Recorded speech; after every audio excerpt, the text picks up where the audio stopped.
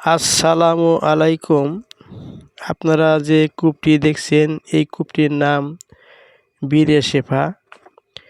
হুজুর সাল্লাল্লাহু সাল্লাম এর একটি মাজেজা।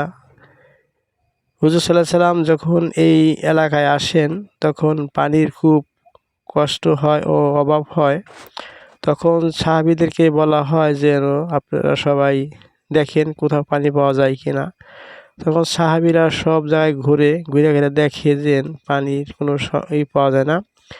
তবে একটি কূপ পায়, সেই কূপের পানি উঠায়ে দেখে যে পানিটা লবণাক্ত, নোনা, খাওয়ার উপযুক্ত নয়। তখন এই সংবাদটি হুজুর সাল্লাল্লাহু আলাইহি ওয়াসাল্লাম কাছে বলেন যে পানি পাওয়া গেছে কিন্তু লবণাক্ত, খাওয়ার যোগ্য না।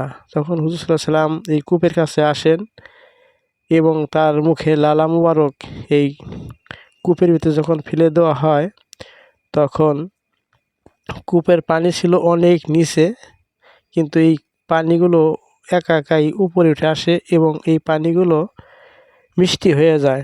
তখন সাহাবীরা পানি খায় এবং সংগ্রহ করেন। এটি একটি হুজুর সাল্লাল্লাহু আলাইহি ওয়াসাল্লামের জীবন্ত মাজেজা। হুজুর সাল্লাল্লাহু আলাইহি ওয়াসাল্লামের অনেকগুলো ওয়াকিয়া আছে, তার মধ্যে এই একটি দেখে খুব মন প্রশান্তি হলো, চোখ শীতল হলো এবং আমরাও পানি পান করলাম ও ওযু করলাম এবং কিছু পানি সংগ্রহ করলাম যাতে আমরা এলাকায় বা নিয়ে আসতে পারি, যার জন্য কিছু বোতলজাত করলাম। অনেকেই আছে বোতল এখানে পাওয়া যায়, কিনে নিয়ে যেতে পারবেন। এবং এই পানিগুলো কূপের নামই বীরে শেফা। এখানে কোনো পানিটা যদি কেউ কোনো অসুখের নাম নিয়ে নিয়ত করে ওই পানিগুলো খায় তাহলে আল্লাহ তাআলা তার অসুখটা ভালো করে দেয়। তাই আমরা কিছু পানি নিলাম, পান করলাম। আপনারা যারা আসবেন তারাও পানিগুলো নেবেন এবং পানি পান করবেন কোনো অসুখের নাম নিয়ে।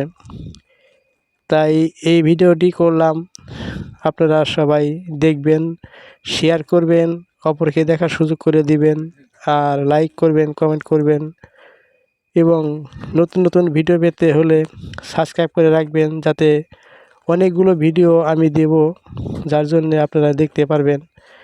সবাইকেই ধন্যবাদ রইল। আসসালামু আলাইকুম ওয়া রাহমাতুল্লাহ ওয়া বারাকাতুহু।